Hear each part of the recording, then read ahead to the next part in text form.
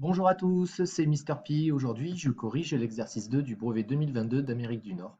C'est un QCM, alors c'est un questionnaire à choix multiples. On nous dit qu'une seule des 4 réponses est exacte, on n'a pas besoin de justifier.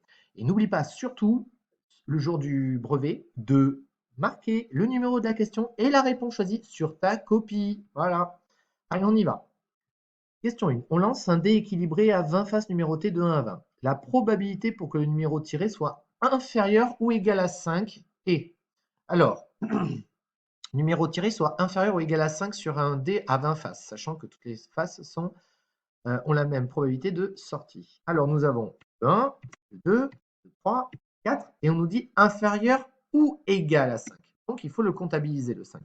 Donc, on a 5 issues favorables par rapport à 20 issues possibles. Du coup, ça nous donne la fraction 5 vingtièmes. Alors, 5 vingtièmes n'apparaît pas. Sauf que on va la réduire, on va la simplifier, pardon. Donc, 5 et 20 sont tous les deux dans la table de 5. Et donc, en fait, si je divise 5 par 5, ça me donne 1. Si je divise 20 par 5, ça me donne 4. Donc, ça fait le nombre 1 quart qui vaut 0,25, qui vaut aussi 25%.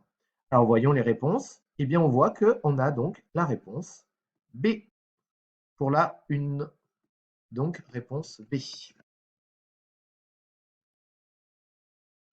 Ensuite, une boisson est composée de sirop et d'eau dans la proportion d'un volume de sirop pour 7 volumes d'eau, c'est-à-dire un ratio 1 pour 7. Ça veut dire que tu mets un volume de sirop pour 7 volumes d'eau à chaque fois. Donc en tout, tu mets 8 volumes en tout. La quantité d'eau nécessaire pour préparer 560 millilitres de cette boisson est. Alors là, je t'invite fortement à faire ce schéma-là. Donc, tu fais un rectangle, tu mets la quantité totale, 560 millilitres, et tes volumes, en fait, ils ont tous la même valeur. Tes 8 portions, elles ont toutes la même valeur. C'est juste que tu as voilà, 7 portions d'eau et un volume de sirop. Donc, il te suffit à la calculatrice de faire 560 divisé par le nombre de portions en tout, donc 8, ce qui te donne 70. Ça veut dire que une portion vaut 70 millilitres. Alors, nous, on nous demande la quantité d'eau. Donc, il ne faut pas se tromper. Il y en a 7. Donc, 70 fois 7, 490. Alors, voyons, qu'est-ce qu'on nous propose? 70 millilitres. Alors, ça, c'était pour la quantité de sirop. Or, nous, on nous demande la quantité d'eau. Donc, ce n'est pas 70, ce n'est pas 80, ce n'est pas 400 millilitres, c'est 490 millilitres. Donc, réponse D pour la question 2. Voilà. Et j'ai oublié de mettre pour la 1, réponse B. Pour la question 3, de quoi il en ressort? La fonction linéaire, linéaire. Donc fonction linéaire, déjà, moi je sais, d'après le cours, qu'une fonction linéaire, ça va s'écrire f de x égale un coefficient fois le petit x. Donc ça va s'écrire sous forme de multiplication, déjà. Alors, pourquoi ça va m'aider? Parce que là, apparemment, j'ai une addition. Donc c'est faux. Ce n'est pas la réponse A. Là, j'ai une soustraction, donc ce n'est pas la réponse D. Vous voyez? Donc déjà, j'élimine A et D. Alors, on me propose 4 cinquièmes ou 5 quarts. Alors maintenant, je vais regarder ce qu'on me propose ici. Au nombre de départ 4 cinquièmes, je trouve 1. Alors, voyons. Du coup, ça me donne quoi? F de 4 cinquièmes vaut 1. C'est-à-dire que mon nombre de départ, x, vaut 4 cinquièmes. Donc, je dois résoudre 4 cinquièmes fois le fameux coefficient A qui donne 1. Alors, 4 cinquièmes fois A donne 1, eh bien la réponse va être 5 quarts. Parce que 4 cinquièmes fois 5 quarts, ça te donne 1. Alors, pour t'en convaincre, si tu veux, tu peux faire A, ça va valoir l'inverse de 4 cinquièmes.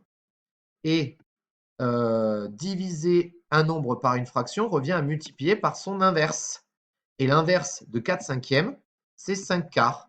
Et donc 1 fois 5 quarts, eh ben, ça te donne 5 quarts. Donc la bonne réponse est la C. Réponse C pour la 3. Voilà. Voyons.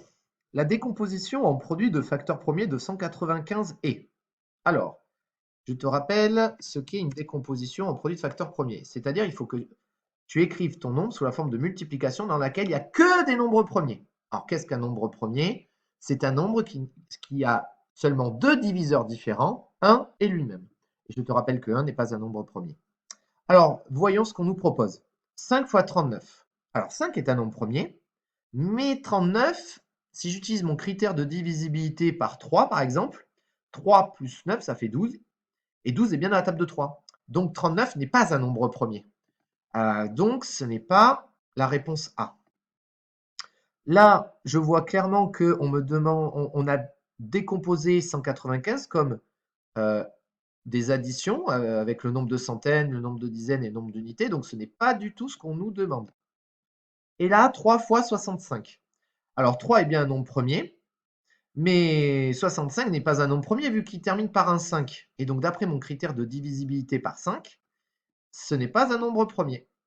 Donc, la seule et bonne réponse, c'est donc la réponse B, 3 fois 5 fois 13. Alors, vérifions, 3 est bien premier, 5 est bien premier, et 13 est bien un nombre premier. Voilà, donc c'est la réponse B. On pouvait aussi, au lieu d'utiliser les critères de divisibilité, on peut utiliser sa calculatrice. Et on peut utiliser sa calculatrice en activant la touche décomp qui permet d'obtenir la réponse directement. Alors sur les calculatrices TI Collège Plus, tu appuies sur seconde, puis la touche flèche simple, et donc ça va te décomposer ton nombre. Alors tu écris 195, tu appuies sur entrée, tu appuies sur la touche seconde, et après tu appuies sur la touche flèche simple, qui est deux touches en dessous de la touche seconde. Et la réponse apparaît 3 fois 5 fois 15. Donc c'est la réponse B. Sur l'autre modèle de calculatrice, tu peux aussi activer la touche décomposition en produit de facteur premier. Pour l'activer sur les Casio FX92+, donc ce que tu vas faire, c'est tu rentres ton nombre, donc 195, et après tu appuies sur la touche seconde et tu cherches le symbole de la division euclidienne, qui ressemble à un T ou à un demi-poteau de rugby. Et tu dois trouver donc la touche décomp et en appuyant, ça doit te faire apparaître 3 fois 5 fois 13. Voilà. Donc c'est la réponse B. Ensuite, pour la 5. Alors, on a clairement un prisme droit. Alors, qu'est-ce qu'un prisme droit? C'est donc une figure en 2D que tu as empilée l'une sur l'autre verticalement, voilà, bien perpendiculaire à la base. Donc ici, tu as un triangle rectangle. Donc il faut que tu calcules d'abord l'aire du triangle rectangle, d'accord? Et ensuite, tu vas fois la hauteur de l'objet. Alors, l'aire d'un triangle rectangle, donc un triangle rectangle, c'est la moitié d'un rectangle. Donc on va faire 3 cm multiplié par 5 cm et on divise par 2. Ça, c'est pour l'aire du triangle rectangle. Mais n'oublie pas de multiplier par la hauteur sur laquelle tu as empilé ton triangle rectangle. Donc ici, d'après les informations que nous donne l'énoncé, c'est 8 cm. Donc, fois 8 cm. Alors, si tu fais 3 fois 5, ça fait 15. Que tu divises par 2, ça te fait 7,5 cm². Que tu multiplies par 8 cm. Et donc, si tu fais à la calculatrice 7,5 fois 8, eh bien, tu obtiens 60 cm3. 60 cm3. Vérifions si c'est une des réponses qu'on nous propose. La réponse A, non, 40 cm. Réponse B, oui. Réponse C, 64, non. Réponse D, 120 cm3, non plus. Donc ici, la seule bonne réponse, c'était encore la réponse B. Voilà. Surtout, je pense que en fait, les autres réponses, par exemple, si on fait 3 fois 5 fois 8, voilà, ça nous donne 120. C'était le piège. Il fallait pas oublier de diviser par 2 l'aire du triangle rectangle. On obtenait bien 120, donc faut se méfier. Faut pas oublier que lorsque tu calcules l'aire d'un triangle, c'est la base du triangle, donc là ici 5 centimètres, fois la hauteur du triangle, 3 centimètres, et n'oublie pas de diviser par 2 surtout. Voilà. Ça conclut ce QCM. J'espère que tu as appris des choses. N'hésite pas à liker cette vidéo et abonne-toi à ma chaîne pour être au courant des futures vidéos que je ferai. Au revoir!